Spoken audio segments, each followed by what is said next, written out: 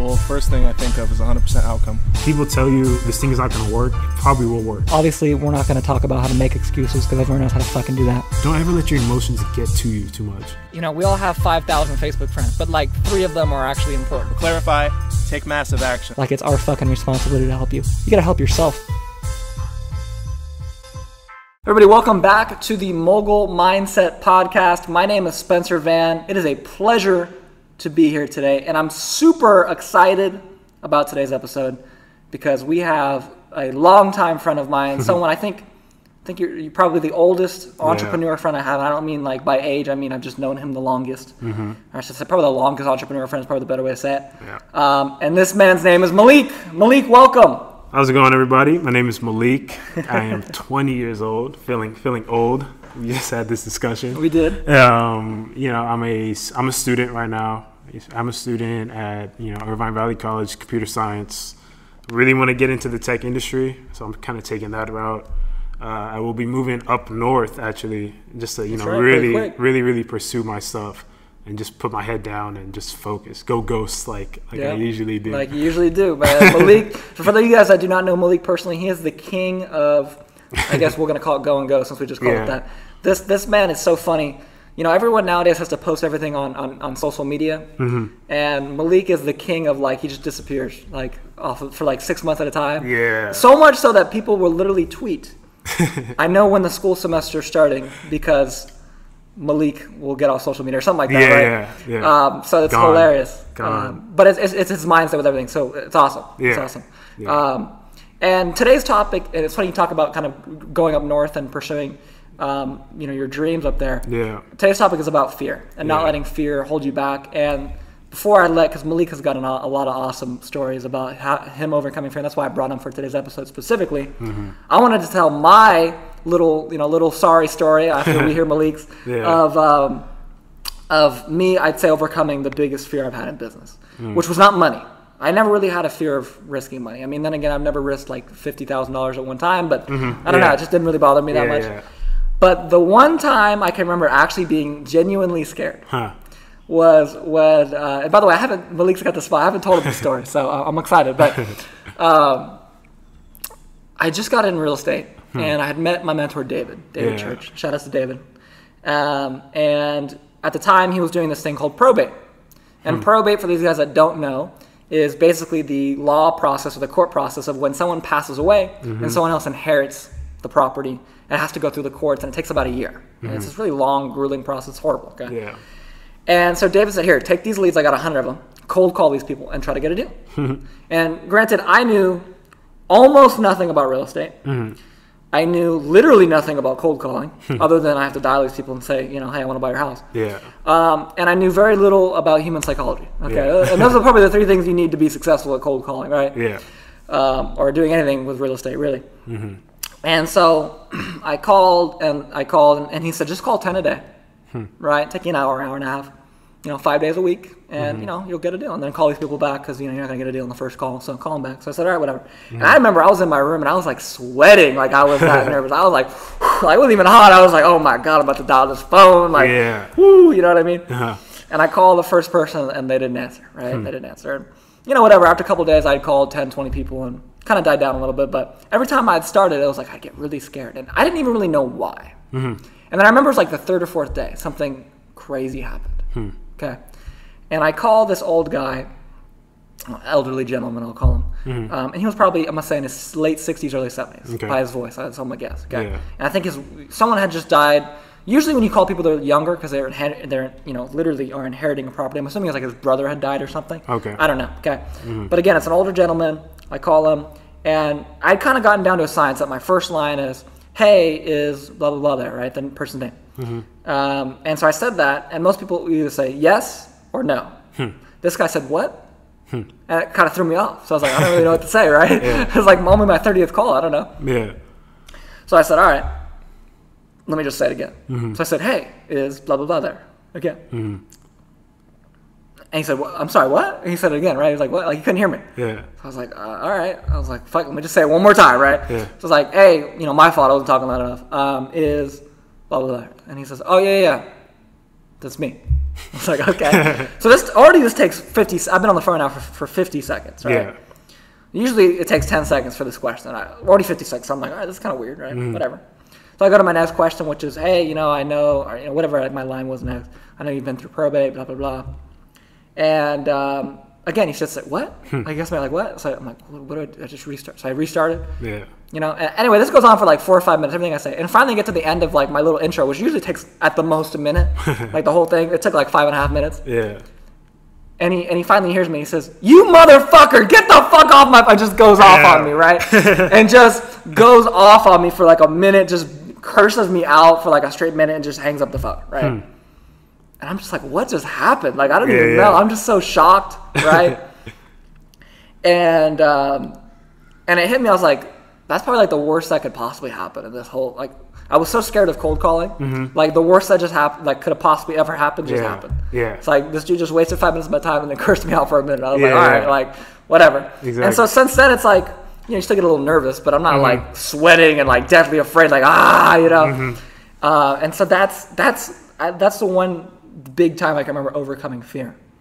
And that's what we're gonna talk about today, to give you guys a little sneak peek of today's podcast. So I brought Malik on. Malik has got a ton of stories, and you talked about your intro with, what you're doing in terms of your schooling and stuff. Yeah. But if you don't mind, real quick, before you get into your first story, I know you've got a story that you want to tell. I'm excited about it. Just give us a little background about your kind of entrepreneur history, like kind of what got you into it. What did you do maybe as a kid, all the way up to the mastermind and today. So. Got you. Okay. So for me, my entrepreneurship really started once I overcame, like the fear of failure. I was always scared about like, oh, what if I fail at this, or what if I fail at that? What if I lose money, and what if I, if I make money, and all these like these little things that really don't really matter. So my first move was I bought a bunch of watches from China. It cost me about $7 each. And I spent $70. I'm not gonna lie, when I pushed the checkout button on AliExpress, I was nervous. I was like, oh man, I just lost $70, right? In my mind, I was tripping out, I was freaking out. But I always remembered watching a bunch of Gary Vee videos and hanging out with Spencer. Spencer has really brought that out of me, to be honest, because he just goes. This man's insane.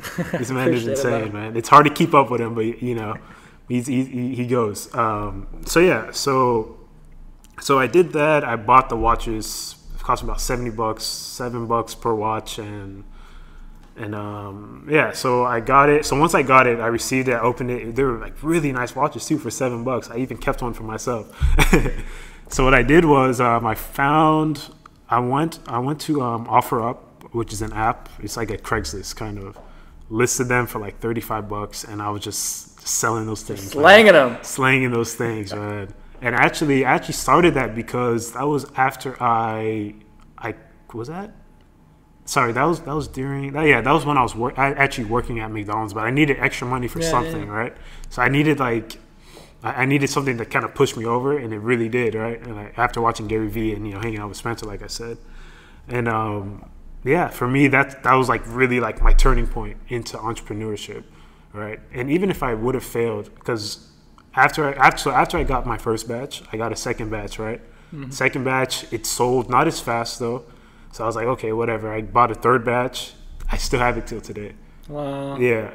Right. I still have it till today, but from what I've learned from that is, even though I still have those watches today, and technically I guess you could call that a failure. I don't know if you want to call it that, or whatever you want to call it. Right.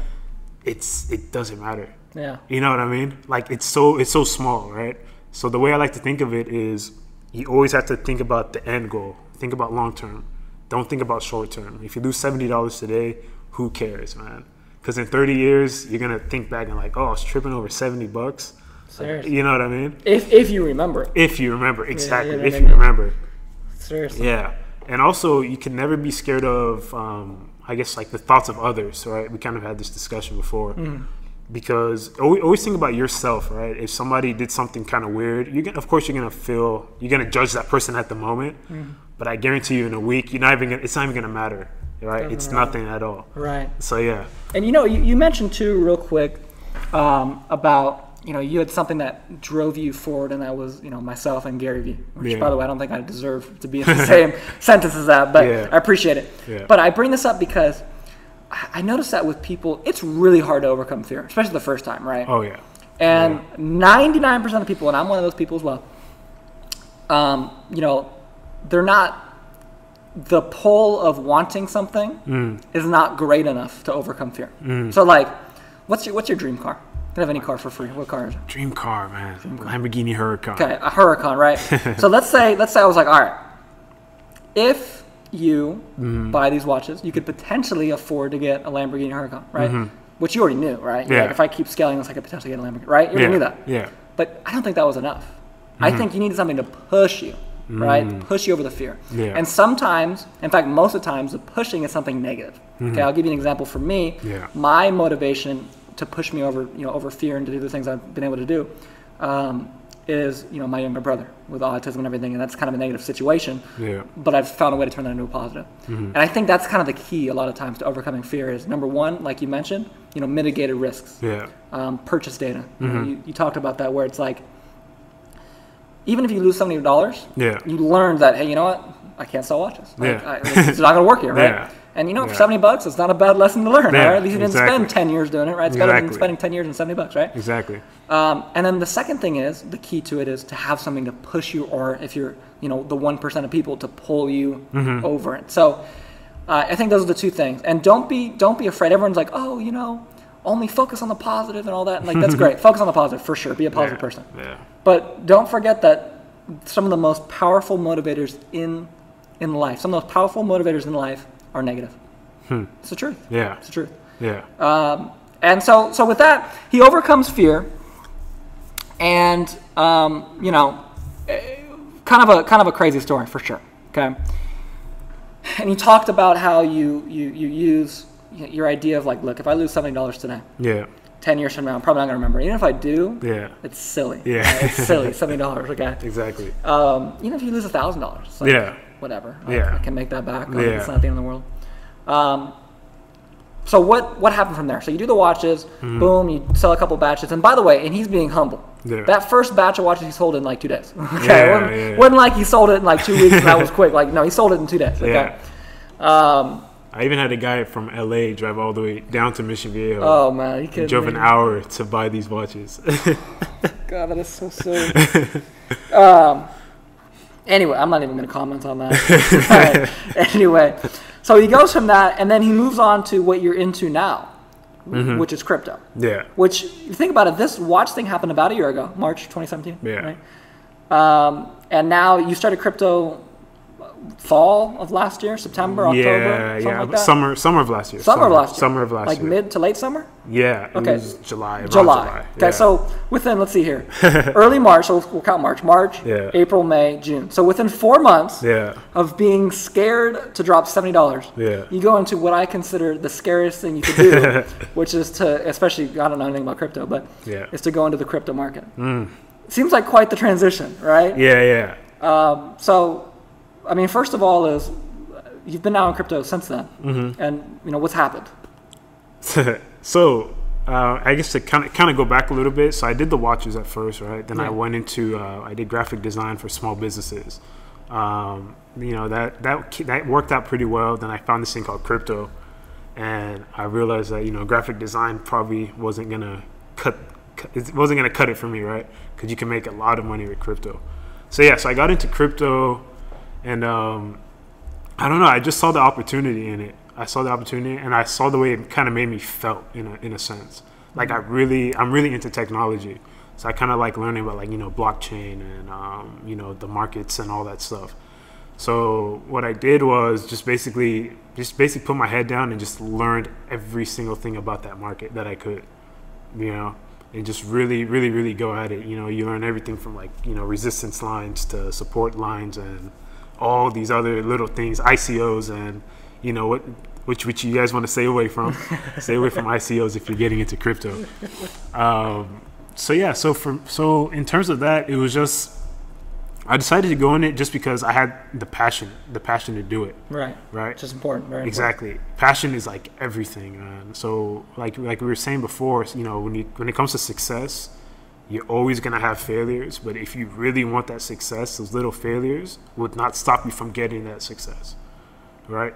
So once again, it always comes down to think long-term versus short-term. Yeah. Very true. And so he's in crypto, you studied it, which I think is huge, and that's another thing that I think we need to mention when it comes to overcoming fear. Sometimes fear, and not sometimes, it's always relative to how much you know. Yeah. Like Michael Jordan knows everything about basketball. Yeah, right? exactly. And that's why I remember he had a quote once from a video. I used to be obsessed with Michael. When I was playing basketball, I was obsessed. Yeah.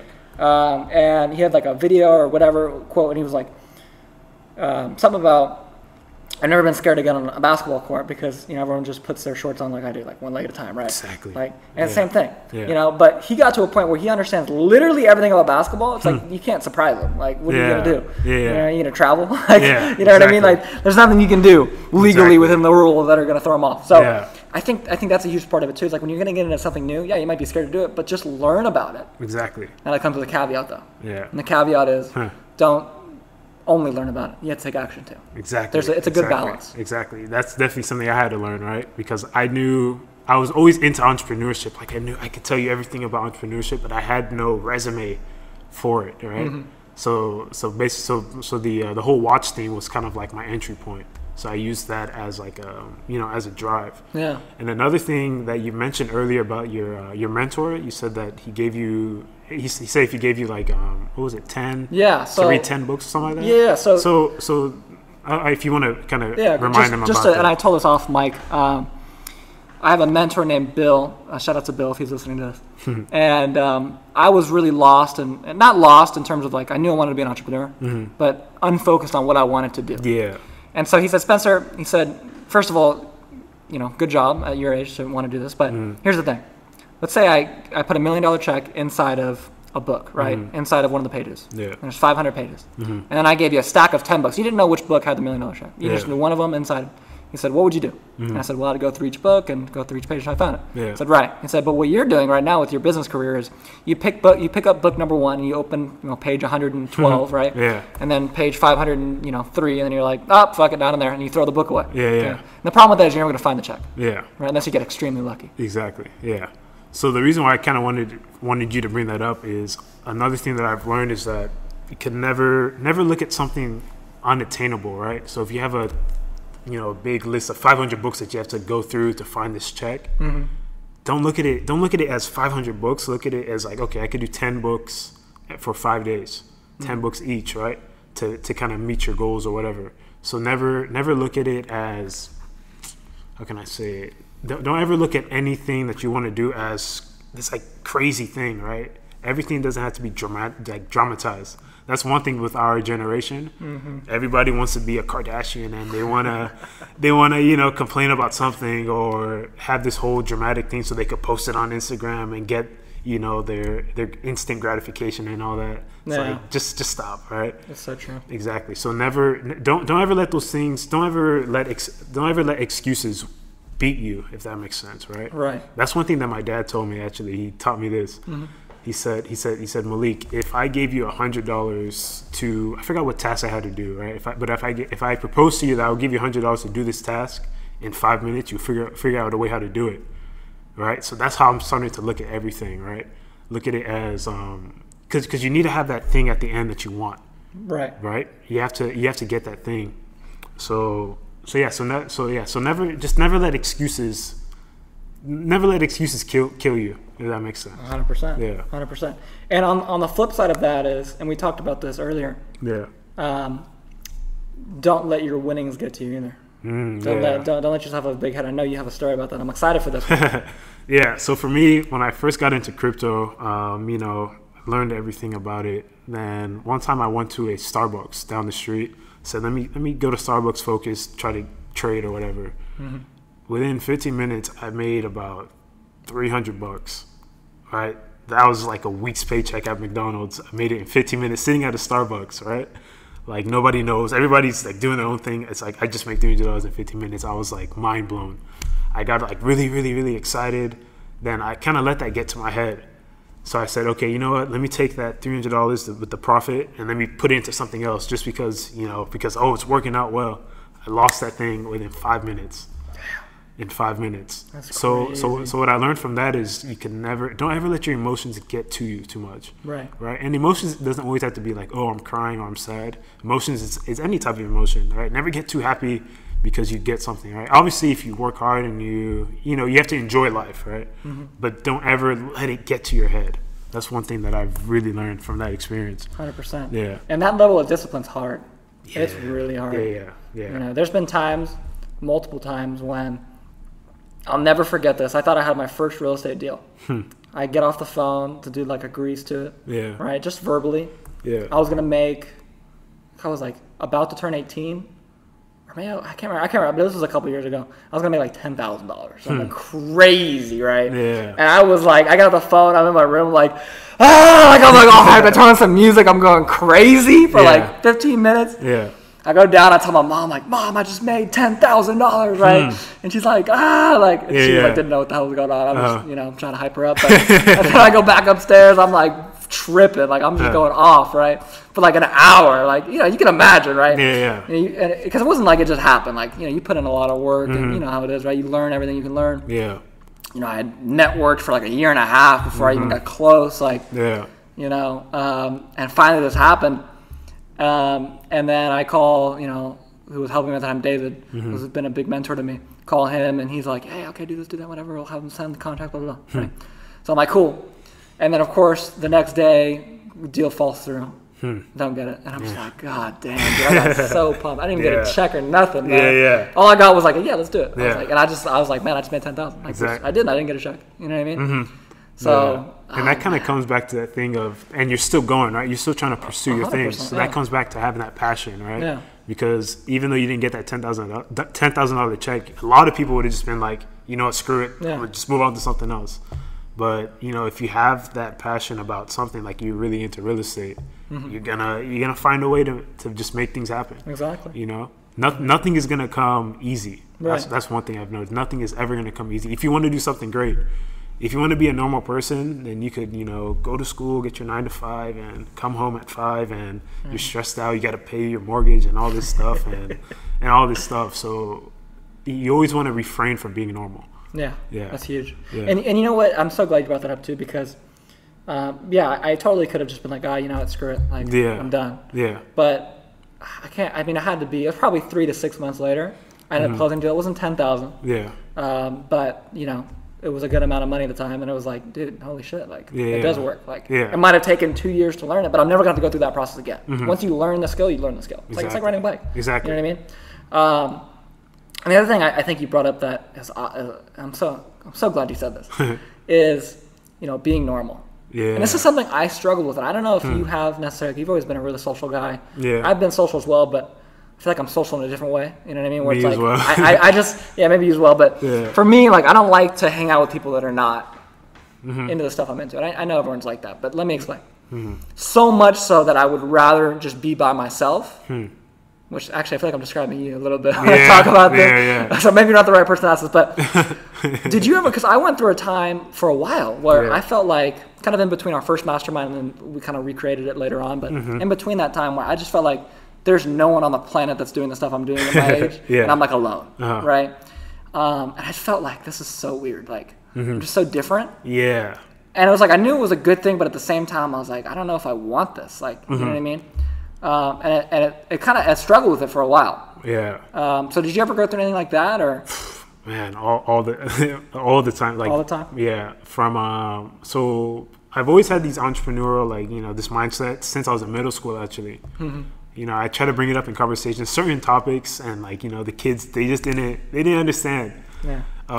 So then, that's when I met Nav, actually. I met Nav through that. And that's when we really became close buddies.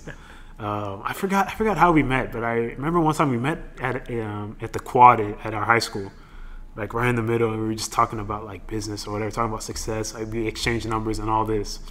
So I guess from that, you just have to, I feel like if you really want something, things are gonna line up, right? Things are really gonna line up if you really do what's right to get to that point. You see what I'm saying? Like for example, like I would have never met you if I would have never met Nav. It's true, right? And me and Nav haven't been texting, and I brought up this thing like, yo, let's start a mastermind and blah blah blah, right? And he brought up you, and I was like, man, who's this guy? Who's this guy? I remember that. And I guess another thing that I've learned from that is you can never judge somebody. Don't ever judge somebody on your first encounter, if that makes sense. Yeah, for those of you that don't know what he's talking about right now and not saying it is, the first couple of years of high school, I was this kid, man. I had really bad acne. I didn't talk to anybody, and I had like this really short haircut. I had a really bad buzz cut too. Yeah. And all I cared about was basketball. Yeah. Pretty much. Yeah.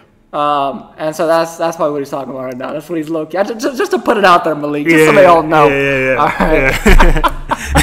We've come a long way, people. Come a long way, man. Long way. But I'm happy that I didn't, because when I first met you, I'm not gonna lie, man, I wasn't, like I've said this before to you, right? Wasn't a big fan of you. Yeah, I know. Just based on, I don't know, for whatever, I think it was like a personal thing for me. I don't think it was you, it was just like my insecurities or whatever. I don't know, whatever the case was. So I always think about like, man, what if I just said like, man, fuck Spencer. Like, what would I be doing now? I wouldn't even be on this podcast right now, or like, I would have even started that watch business, right? Or because I believe you even showed me Gary Vee, right? I think I did. Yeah. So someone in the mastermind did, I think, for sure. Yeah. I don't know. So it's just this whole thing of, it comes back to just like surrounding yourself around the right people, For sure. Yeah. For sure. It's crazy. It's crazy how powerful it is. Yeah. You know what I mean? Yeah. Wow. All right. We've covered a lot. And also something to add. One quote that I always like was, if you're hanging around 4 broke people, you're gonna be the 5th. So true. Right. And that only doesn't apply to money. It applies to anything that you're trying to do, right? And you always want to be the 5th. So you're gonna hang around 4 broke people and be the 5th broke person. Mm-hmm. You want to hang around 4 really like, successful or driven people and be the 5th driven person. Yeah. So you have to choose your groups wisely. And one thing that I learned from Tai Lopez, right? I think it's called the 33% rule. Yeah, I think so. So hang out with 33% of people who are above you, 33% of people who are in the middle, and 30% of the people who are below you, in a sense. Right. So you always have to have that balance, right? And you always want to be aware of different perspectives, I would say, as well. Yeah, it's funny you say that too, and I brought up the whole like, being this lone entrepreneur in the big vast world, right? Yeah. And for a while it was like I would just isolate myself, and I wouldn't want to talk to people that were not obsessed with what I was obsessed. I did that in high school. I did that when I first started entrepreneurship. Yeah. And then I adopted this mindset that I have now, which is like, dude, just be cool with everyone. Yeah. Like, it doesn't matter. Like, be cool with everyone. Yeah. But have layers, right? Exactly. And so I have my outer layer is everyone. Mm-hmm. Like, I look at everyone's my friend. Yeah. Everyone's my friend. Whether you like me or you don't like me, you're my friend. I don't care. Okay. Yeah. And then there's, you go in one layer and there's like, people I regularly see, you know what I mean? And then you go on one layer, and that's like the tight knit, like people, and those are the people that you have to control, right? Yeah. Those are people not control, but you have to make sure that they are of the same mindset. There you go. You have to control. You have to control who gets in there. That's what I'm trying to say. Yeah. You have to control them. But you know what I mean. So I wouldn't let some kid that like, wastes his time. I don't know, partying all day, drops out of school to party. Like, you know how many kids I know that? They're called entrepreneurs, air quotes, all right? And they drop out of school to party. Yep. Like, the ones that have entrepreneurship in their Instagram, Instagram bio. Partiers, that's what they're called. Entrepreneur partiers, or I don't even know how you say it. I love those guys. Yeah, I love those guys. There's a lot of those, especially here in OC. Oh, man. Let's not get into that. Let's not get into that today. But, I'm not going to let those people in my because they're entrepreneurs, quote unquote, but they're not really. Yeah. You know what I mean? Yeah.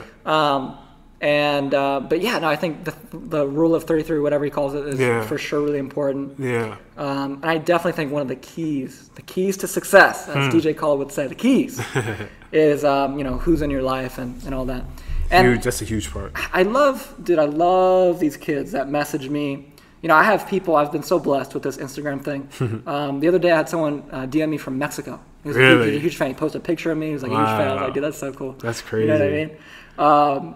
And he's like, dude, I'm a huge fan from Mexico, like, blah, blah. And he's like, dude, I'm hustling like all the time. Like, wow. And like, I just know people like that. Like, he could have messaged me and said like, well, you always say, hang out with people like you, but there's no one around here that's like that. Yeah. And it's like, dude, there's the internet. Yeah. Okay. you mentioned meetup.com. Exactly. I mean, that's just one example. Yeah. But we can go on. Like, whether you live in Southern California, like we do, and we're blessed and lucky to live here, Yeah. or you live in freaking Maine. Yeah. Like, you can find people Exactly. that, that are like-minded. Exactly. And even if you can't, let's say you can't find those people. Let's say Orange County has no driven people. Yeah. Go to a place where there's driven people and surround yourself around those type of people. You gotta sacrifice. For me, that's my whole purpose of going up north.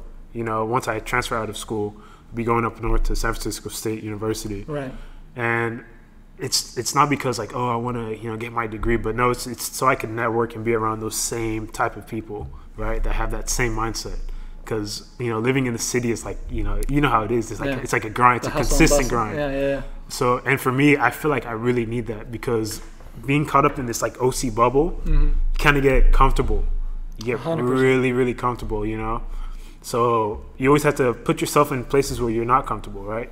Like I said before, you don't want to be normal, right? The people who are normal, they want to be comfortable and like, they want to, I don't know. Have a cushy life. Have a cushy life. Nah, man. But if you want that, that's fine. Right. If you want that, that's fine. But if you don't want that, and probably if you listen to this podcast, you probably don't want that, right? I would assume. But you have to, really step out of your comfort zone and just try new things, man. Try new things. Another thing I learned from Ty Lopez, because I listen to his podcast like every day. Yeah. He says that you should try at least 17 new things a day, right? And it doesn't have to be like, something crazy, but like maybe if you take this one route to school, try to take this other route, right? And maybe you could find something, you see something like that inspires you to do this or do that. So always step out of your comfort zone. Try new things. Try new things. It's a huge thing. I love it. Yeah. 100%. And you mentioned being comfortable and uncomfortable. Yeah. One of the quotes, and I'm going to totally butcher this quote, and I don't even know who said this, but shout out to whoever said it, because it's a great quote, is be comfortable being uncomfortable. Yeah. That's such a huge thing. Yeah. It's such a huge thing. Yeah, that's definitely something that I've learned. Man. For sure. I know. Like you said, like for me, like being off social media, to a lot of people, it's weird. They're like, wait, you're not on Instagram? You're not checking your Snapchat every 5 minutes? I'm like, no, man. But it's and like in a sense, it kind of puts me like in an uncomfortable spot, because it's such a norm for like our generation, and kids look at you like you're weird. But you can't care about those things, man. If you're able to balance the social media life and your stuff, then whatever, do it. Right? I'm not gonna tell you how to live your life, but for me personally, I know if I really want to focus on something, all distractions have to go. 100%. Yeah. I love it. So let me just real quick, and then we'll wrap it up. If there was someone sitting here right now, they might be younger than you, they might be older, but they're just getting started in this whole entrepreneurship kind of thing. Yeah. What advice would you give them? Don't be afraid of failure, man. Don't be afraid of failure. Don't. It's such a small thing. You always have to think about, like I said, think about long term, right? When you're 70 years old, you're gonna look back and be like, that wasn't even a big deal, right? And even if it was, who cares? Just keep it moving. Always keep it moving. A second thing, don't care about what other people think. I guess a good example was so Elon Musk, the founder of Tesla. He pitched the whole idea of Tesla to Warren Buffett, right? Who's one of the greatest businessmen in America. And Warren Buffett basically told him, it's not going to work. It's going to fail. Imagine if Warren Buffett told you that your business idea is going to fail. It's crazy. To me, I'll take that as fact, right? Because that's Warren Buffett. But Elon Musk he saw the vision. He saw the vision. He knew what he wanted to do. Right. So he really pursued it. So always pursue things that you're passionate about. Because any little discrepancy that comes about getting there, it's not gonna affect you at all, because you know what you want. Right. So always have that thing at the top, and also don't ever make it money. Right.